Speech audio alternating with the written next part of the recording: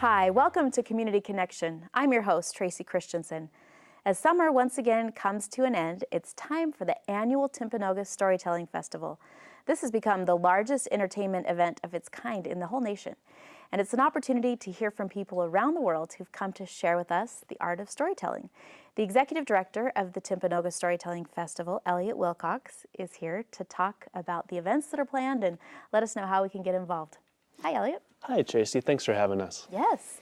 Tell us all about what's planned for the festival. Well, you know, the Timanogos Storytelling Festival is a fantastic program. It happens every year in early September, and it's a great opportunity for individuals and families to come together and hear stories really from around the world. These are amazing storytellers who have performed on some of the biggest stages in the world, really. You know, we're talking Carnegie Hall, the Kennedy Center, Smithsonian, National Theater in London, and then they come here to Utah and they perform for us stories that sometimes are funny and sometimes are touching, but no matter what, they move us, they inspire us, and they help us remember kind of that shared human bond that we all have. You've got a big base of participants that have been with you lots of years, and I know it's growing and you've had to find extra venues, but for somebody who maybe has never been to a storytelling festival. Yeah, well, I think, first of all, I think a lot of times people think when they hear the word storytelling, they think, oh, great, this is like story time at the library. Yeah. And that's not what we're talking about here. We're talking about professional performers who tell stories that sometimes are from their own lives, or sometimes they're from a tradition or a culture, or maybe even something like a tall tale that is just, they're inspiring, they're amazing, and we know that when people go, they have great experiences and they come back time and time again. And that's one of the reasons that, I mean, we started 27 years ago in a tiny backyard, in a pasture, basically. And now we have two full days and an evening full of stories that over the whole week will reach over 40,000 people in all the different events. And from over 35 states. And it all comes down to that idea that people love stories, they relate to stories, and that's why we want to offer it to the community, is so that people can experience them.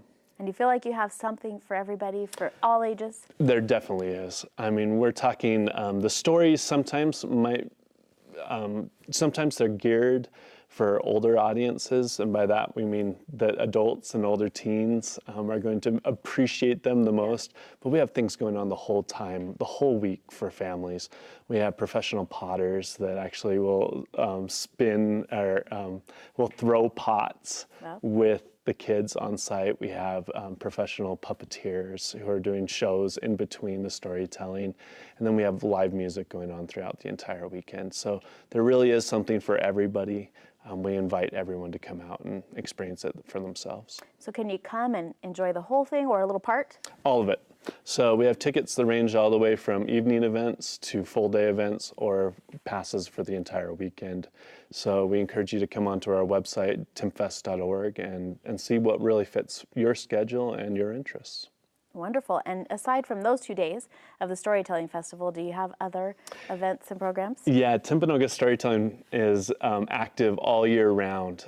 So the festival is our main event and our main attraction, but we do have year-round events, both performances that we do in the public throughout the state, but also a very active year-round school program as well. So we encourage teachers and administrators to come onto our website, see how they can bring these professional storytellers to their schools for free, have opportunities to have them perform for the kids, and then work with teachers and students on how they can perform and create their own stories as well.